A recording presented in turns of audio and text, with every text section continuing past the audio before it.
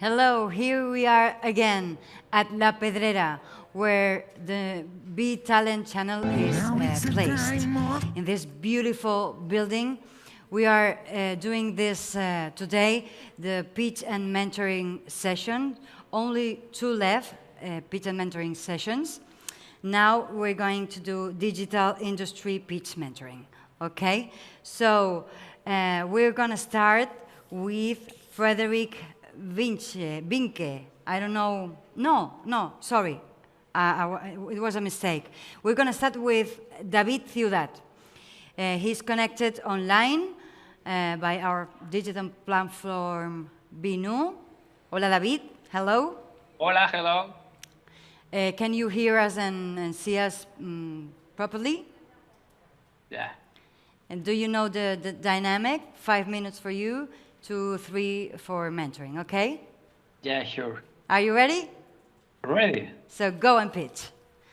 Okay. Hello, thank you very much. My name is David Ciudad, and I'm leading Deep Detection. Okay, Deep Detection is the first Spanish company of multispectral cameras for X-ray machines to detect foreign bodies and contaminants in the industry. And we have a patent in USA, Europe, Japan, and China. Okay, let me explain. In the food industry, there is an important pain problem. The detection of foreign bodies is one of the main problems. I will give you an example. For example, Tyson Foods is a big corporate in the USA. 2 years ago, recalled more than 11 million pounds of frozen chicken street products that may have been contaminated with small pieces of metal.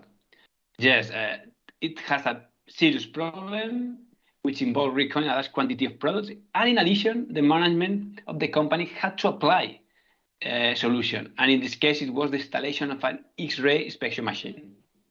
What do you think? Is an isolated case? No. The reality is very, very different. Just to give you some data, over a 5-year window, nearly 60% of the manufacturing in the USA were affected by a product recall. Here in Europe, the food and beverage market is €1 trillion business, and every 3 days, yes, every 3 days, there are foreign object incidents in the industry, with an average cost of $10 million and a strong impact on the brand reputation. Well, there is a clear business opportunity. X-ray inspection are currently widespread in the industry, but the technology has reached a limit of its performance at high speeds, and they have serious detection problems. Therefore, there are unresolved inspection pains and new opportunity across the global food and beverage industry. Detection of low-density material, such as plastic, wood, bones, or crop debris. What manufacturers want to see, what they want to detect, is not what they actually get, and we can solve these problems. How we are going to get it? With our solution, the first multispectral camera that detects foreign bodies and simultaneously differentiate between materials at production speeds. With this camera, you can detect identity tables, such as low-density materials, classify according composition, and it's a tunable X-ray camera. What does it mean? That you can decide which element you want to detect in real time. Well, the demand in the industrial inspection market is growing. Despite the COVID crisis, the demand for X-ray inspection system for the food sector has grown and is expected to grow between 8 to 10% over the next 7 years for the entire industrial segment.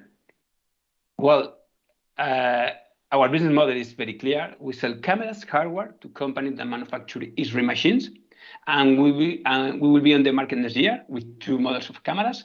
And we have a second revenue stream. It's our smart module. This is an artificial intelligence module that will help us to provide a smart and personalized solution to our clients. We have a profitable and scalable business model with a technology that allows us to have high product margin. And if we do it right, Deep Detection will be a profitable company from 2023. Our proposal has gained traction with direct clients and end users, and we have verified the business opportunity. We have 20 companies committed to our industrial pilot program. And we also have a business development program to grow in other markets, such as security, materials, chemical industry, and recycling, with companies interested in our technology. Well, now we are in a beautiful moment. We are looking for 600,000 euros to accelerate the company. And with this money, we are going to demonstrate cases with clients, prepare the industrial design, and for the development of the business, both customers and partners in the supply chains. We have 300,000 euros committed from an international venture capital. Just to finish, let me introduce a little bit we are the team. We are an experienced senior team that has created 5 companies previously. We have 10 patents. We speak 6 languages.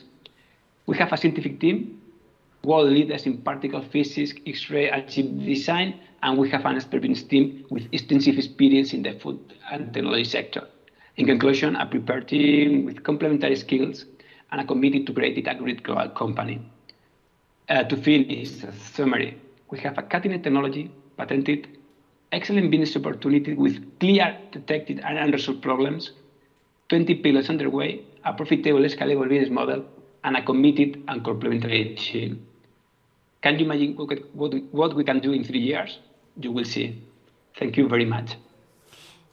Thank you. Thanks to you, David. Just on time, 5 minutes exactly. Perfect. Let me introduce to your mentor. He is Pepe Agell. Pepe Agell is a visiting partner at Peer, working closely with founders in their go-to-market, sales, and growth strategies. Pepe hails from Barcelona and moved to Silicon Valley in 2008, eager to surround himself and learn from other entrepreneurs. He was one of the key leaders behind Chartboost, acquired by Zynga, a mobile advertising platform that empowers game developers to build a business with user acquisitions and monetizations tools. That's right, Pepe.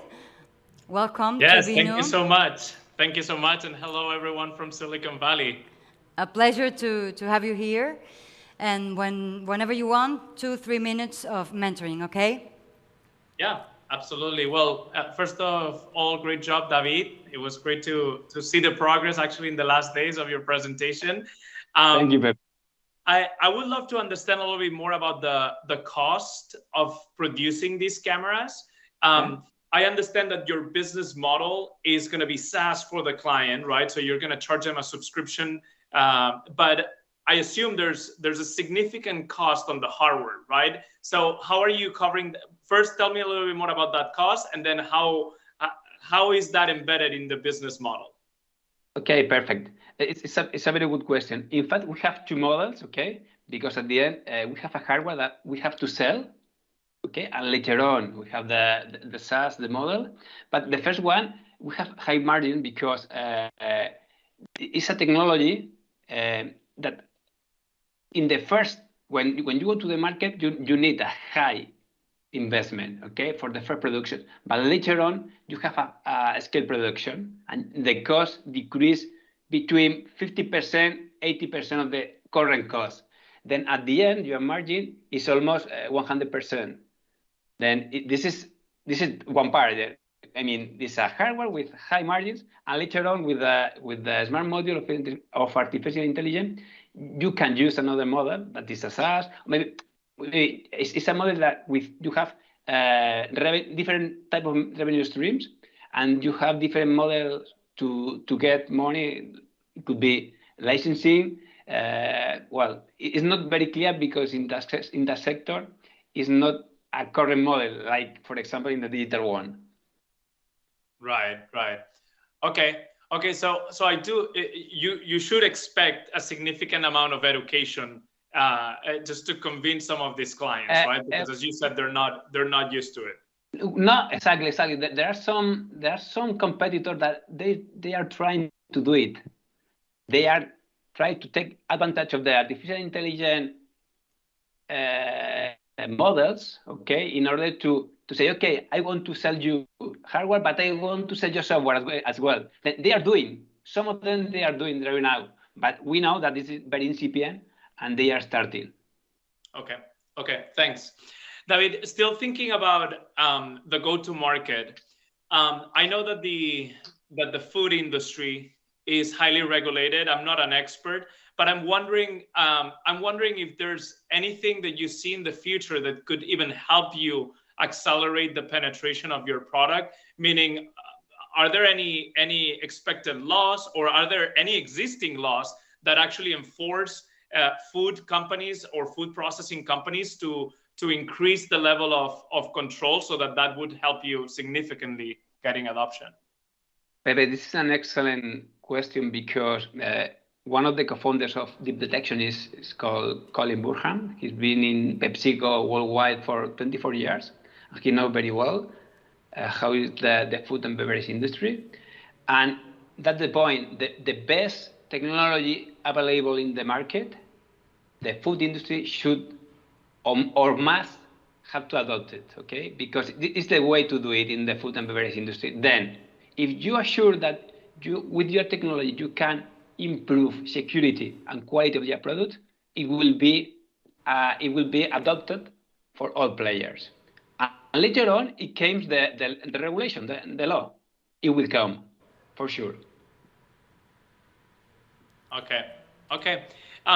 Cool. And the last point that I would like to see as an investor is a little bit deeper on the competition. I got from your pitch deck that the competition is there, but it's not focused. It's multi-sector. It's not focused on food. But I would love to know more. How are food companies today solving this problem, and how are you completely different from that competition? So I don't know if you want to respond to this right now, but at least in a follow-up meeting with an investor, I would definitely like to go deeper into that point. Okay, yeah, just 60 seconds. Just what are they doing? Okay, they have inspection system machines, but they call methyl inspection system, just methyl. Okay, then what we are introducing is, okay, we are going to detect methyls, and we are going to detect low density material such as plastic or wood. Nowadays they are not doing that. They cannot detect low density material. Then there is a problem there. They have other technology. For example, they have hyperspectral vision ones, but when you try to detect something inside your product, inside a package, you can do it right now. And that's the problem. Okay, we're running out of time, so we have to switch to the next pitch. But thank you very much, David, and thank you very much, Pepe. Let's meet Joan de Ramon Brunet. He is co-founder and CEO the Crypto Cluster. Yeah. Okay, ready for your pitch? Ready. Your camera is there. Okay, perfect. Okay. Thank you so Go much. on. Good luck. Whenever I want? Yeah? Yeah. Okay. Well, it's a pleasure to be here today. My name is Joan. I'm the CEO and co-founder of the Crypto Cluster. And at the Crypto Cluster, we aim to create a new kind of investment fund. An investment fund with full exposure into cryptocurrencies and DeFi technology, a new kind of financial tools and applications. The main problem right now is that the traditional investment funds are trying to offer exposure into Bitcoin and Ethereum, what they call like traditional cryptocurrencies, but they are not able to provide a full service into DeFi protocols. And this is due because if you want to invest into DeFi, you need to use blockchain technology. And this is where it came our solution. At the Crypto Cluster, we are using on-chain protocol management assets. In this case, the name is Ensign Finance, in order to provide a full traceability and full exposure into what we call the DeFi ecosystem. And we're talking about a total market cap of around $2 billion. Right now, the competition, it's focused mainly on traditional hedge funds. There are around 800 traditional hedge funds that are offering that kind of investment into Bitcoin and Ethereum, but there are few new kind of investment funds that provide new services into DeFi. The question here is, where is the Crypto Cluster, at what stage? We are launching our first MVP. We started with a first, let's say, angel business round of around 100,000 euros. And right now we are raising the second round. We aim to raise around $500,000, 1 million in order to found this new kind of investment fund. And we are targeting qualified investors due to regulatory affairs. We are targeting qualified investors through a well-worked network of prescribers and advisors. And even we know that the current and the present business model, it's not something scalable. It's the first step to prove the operational feasibility and to check the business model. That right now, the revenue streams are based on a success fee and a management fee. So nowadays, we are ready. We have a full team with a portfolio manager, with a technological solution, with legal advisors, and we are ready to lead the innovation towards this kind of new crypto funds. Thank you. Ah, mierda. Ay, ay, ay. Thank you very much. Joan de Ramon Brunet, I'm coming. Sorry. Okay. That was brief. Sorry, I was a little bit away. Okay, thank you very much, and congratulations for your pitch. Thank you. Let's listen to Pepe. To Pepe?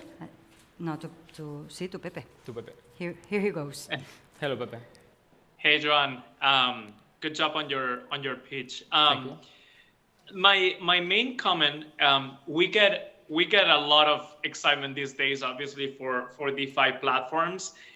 So you're in a very, very exciting, but also very competitive space. Absolutely. And in fact, I think at least what I keep hearing in Silicon Valley is that while in other sectors it may take you 3 to 5 meetings with investors, sometimes you get checks on crypto after 30 minutes in a meeting, right? So anyways, there's definitely excitement for the space.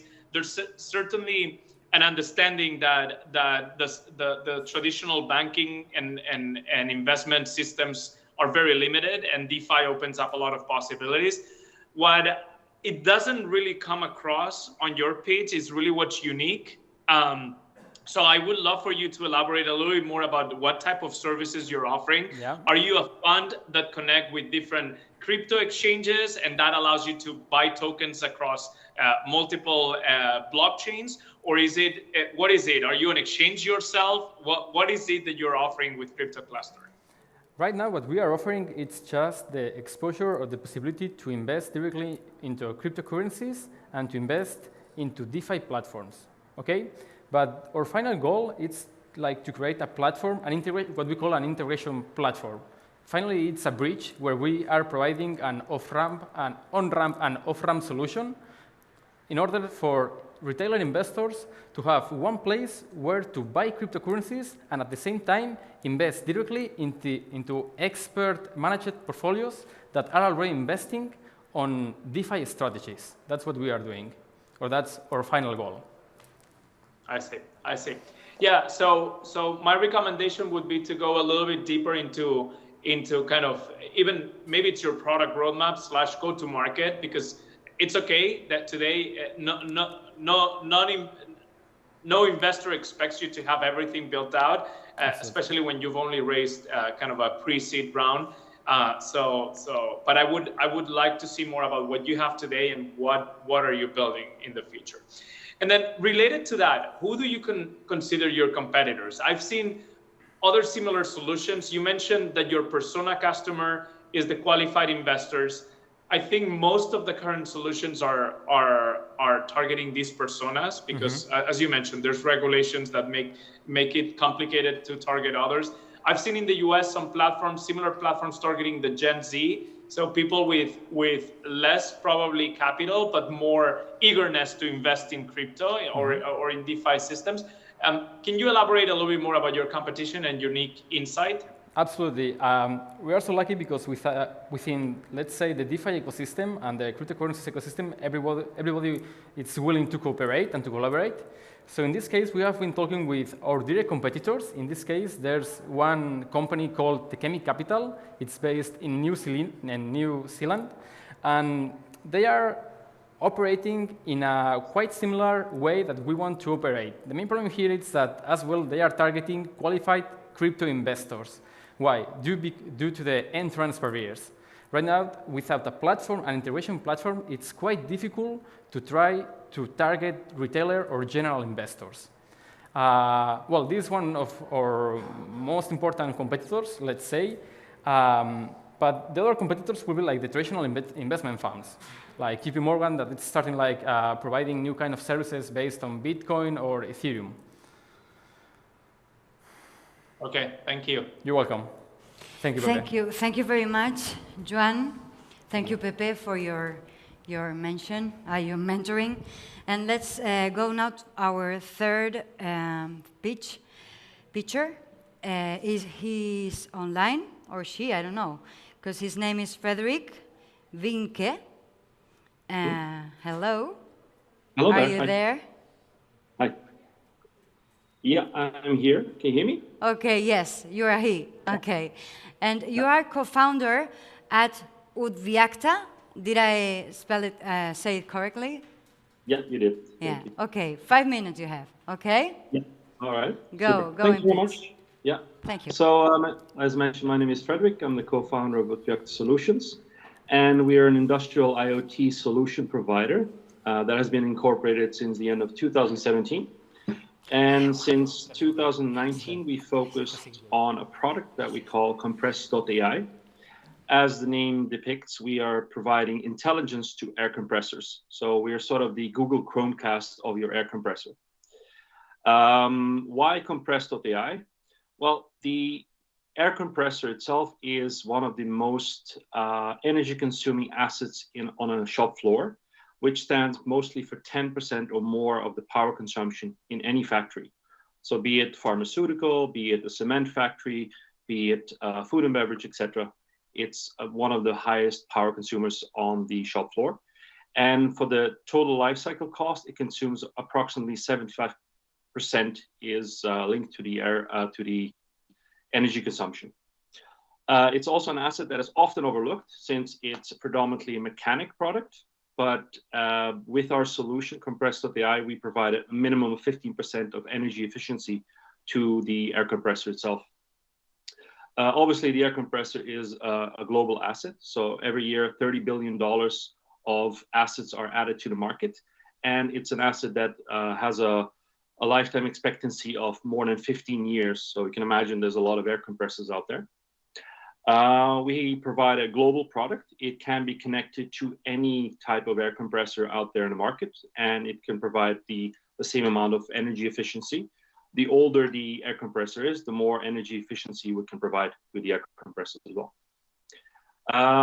We have currently we have a team of 35 people that are based across the world. We have an office in Sweden, Stockholm. We have an office in Bangalore, India. And we've established base in Bangladesh and in the US as well. So by that, we try to cover the entire market. We also aim to expand to further markets, to likes of Vietnam and then Indonesia. And for that, of course, we are looking to raise funds. Up to date, we've raised $600,000 from investors in Sweden, Singapore, and the US. And at the current stage, we're looking to raise funds that we can then directly be deployed together with our customers. So we have signed letters of intent with our customers that we can then raise funds for to convert installations for them during the course of 1 year.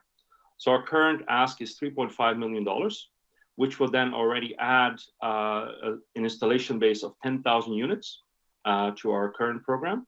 And that will also save $22.5 million of energy and maintenance costs to the end consumers. So we provide a 7x return to the industry already. Post that, then we'll kick in a subscription fee, which consists of $30 per month per device, which will then add a $300,000 per month to our balance sheet as well. And this is also to sort of go about letting the end user take the next step, because this is a very traditional industry. And then IoT is something that they're not really, they don't know really how they get to go about with that. So that's also why we work with 3 different types of end users. So we have the OEMs, the mid-sized OEMs, which don't know how to build up their team, how to build up their capabilities. So we provide a white label solution to them. we work with the maintenance contractors who are in charge of the maintenance of the assets on the field, because they can retrofit a lot of the installations for us as well, which then gives the energy efficiency plus the maintenance overview for them. And then we also work with a lot of end users, for instance, big oil and gas facilities, refineries, cement factories, etc., to deploy that in their factories as well. Okay. Yeah. I thought you have finished. Yeah, I'm finished. Yeah. Really? You want to add something else? No, I think I've captured everything there. Okay, great, Frederick. Thank you very much. Let's hear what Pepe have to say. Yeah, thank you so much, Frederick. I think you mentioned something about the amount of energy that you're gonna save. You mentioned 22.5 was it million? Yeah, exactly. 22.5 million US dollars. Yeah. When you approach a customer or a potential customer, what's the savings that you can guarantee, right? I assume saving energy is a big part of your pitch. How do you make it at a unit level, right? When you're talking to a client, what's the key point on that savings that you can offer to a client? So we offer it in percentages based upon our experience and also the average, because there's different types of size of air compressors as well. So we offer them a minimum of 15%, but through our installed base, we often reach 25 to 30% of energy savings, because it's a solution that monitors the device 24/7, and it also gives insights and it corrects when needed as well. Okay. Cool. And is there similarly to the first speech, the energy world is highly regulated, and I think we're all trying to go towards a cleaner and more efficient world. Are there any regulations on the landscape that can help accelerate the adoption of a solution like Compress.io? Yes, because there's going to be imposed of regulations where everybody in the factory has to do an air audit, because they have to actually show that they have to reach an ISO certificate, which then enables them that they have a check on how much energy is consumed in their factory and how much is tied up to the air compressor. Okay, I think elaborating a little bit more on your pitch around that would help me get a clearer idea on why now, right? I think a big part of what we want to hear, investors want to hear, is what's unique and compelling about your solution, but also why now. And I think something like that, not only the sensitivity of the world sensitivity towards being more efficient and living in a cleaner world, but I think also the regulations or some of the certifications that factories need to go through, I think that would help me understand why now. My next question is that you've mentioned a big part of what you're dedicating the round to, the 3.5 million round, is to deploy these installations, right? To make sure that you, what is the cost on average of an individual installation? So it depends, of course, because now we're focused on 3 different geographies. So Asia, Europe, and US. So in the US, we have a bit of higher price, but the average cost is roughly between $400 and $500 US per device. So that covers actually the full year, including the device and the subscription, but that still gives us 60% margin overall. So we have a very good margin on the product as well. So sorry, $400 would be the what you charge the client? No, $400. Yeah, $400 is the normal cost that we charge to a client over a year.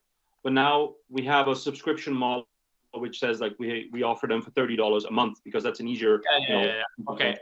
But your actual cost, how much is it? You said out of that you take a 60% margin. Yeah, exactly. So the actual cost of our cost is actually $100 overall. And I think also as an investor, what I like to see is how we love the charts that when they talk about revenue, they go up and to the right, and when they talk about cost, they go down and to the right. Is there a clear, can you support that cost goes down as you scale? Are there economies of scale in your business?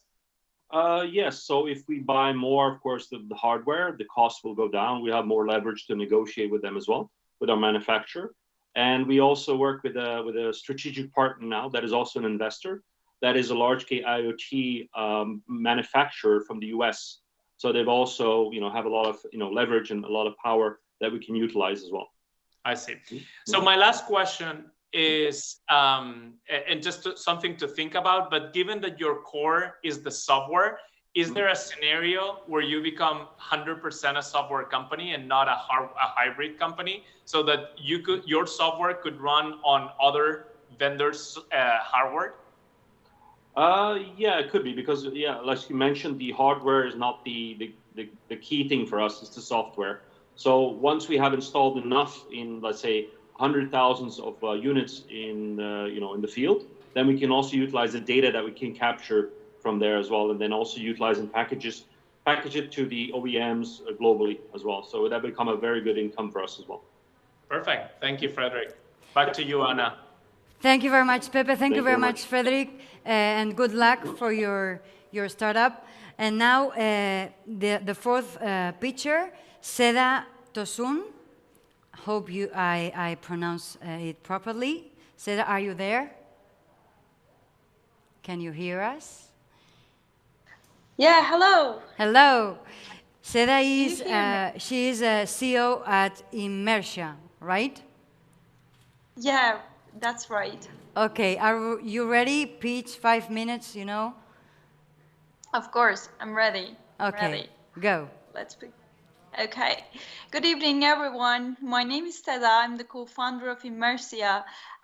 We are 3 partners, came together 3 years ago with the idea of providing advanced data analysis and visualization tools to industries to help them to manage their daily tasks easier and understand better their organization, their data.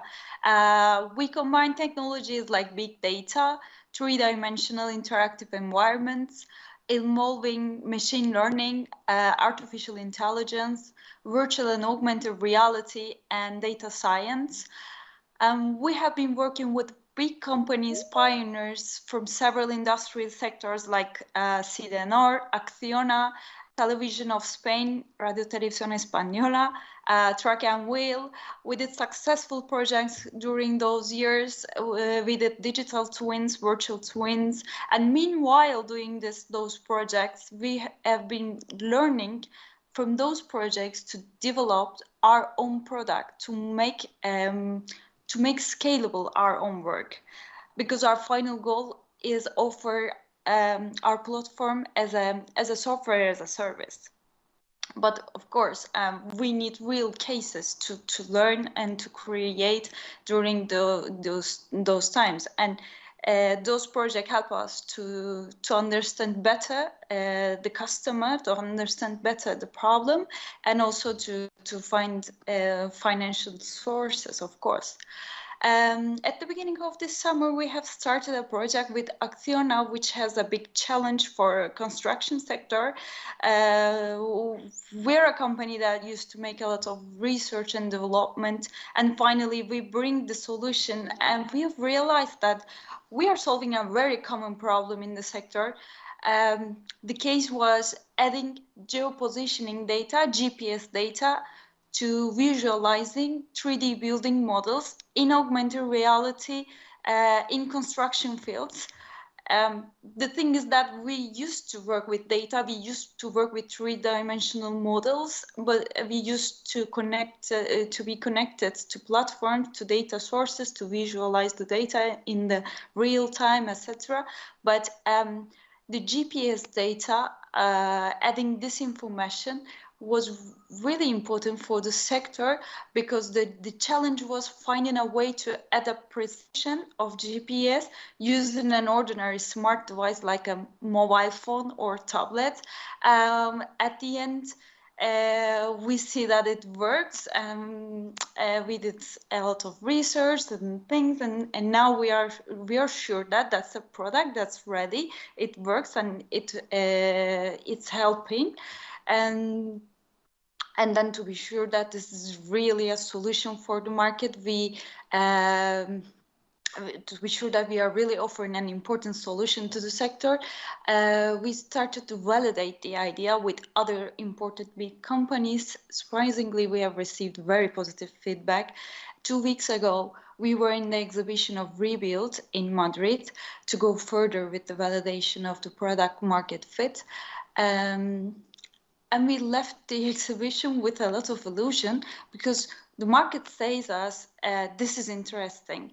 And the good point is that we have been developing our product 3 years. So it is just a little plus that we have to add to this product as an adaptation, which just costs very little time for us to create the product ready to sell, to go to market with this product. And it's a very important moment for our company because finally we find a specific niche, a specific problem to solve with the product that we are developing from 3 years. And we decided to open a round at the end of this year to go rapidly.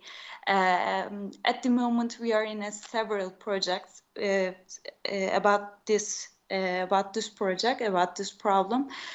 We still developing, we're still going with the problem. And then the thing is that at the end of this year, our idea is that with the investment round, go to the market in a better way, make a strategy to go with the definitions, being more defined by what I've been, because everything is very new at the moment, and now we are validating how many money we need, what part of participation that we will offer of our company, but it is obvious that we need that, and we need to push this idea because we have traction, we have customers, we have market, and it seems that it will work. All indicators say that it will work on this way, and it's a very important moment for our company now. Okay, Seda, thank you very much for your pitch. Pepe, your mentoring, it should be like brief because we have no more time, a little time. Okay. Perfect. All right. Thank you. I'll be quick. Seda, it sounds like you're pivoting towards a new niche, which is exciting. You've found validation, which is great. What I would like to see more is, first of all, more concrete applications of your product. You've used at the beginning when you explained what you've built. You used a lot of the buzzwords, if you will, that the industry uses. Like we use machine learning, data science, data visualization, which is all great. But I would love to see in a more concrete way what is it that you're offering, and then the investors like focus on big problems. So if you've decided that adding GPS data is critical and you've kind of pivoted towards that, I would love to see also how are you thinking about the market with a bottoms-up approach, right? What's your total addressable market? And what I mean with bottoms-up is how many clients are there?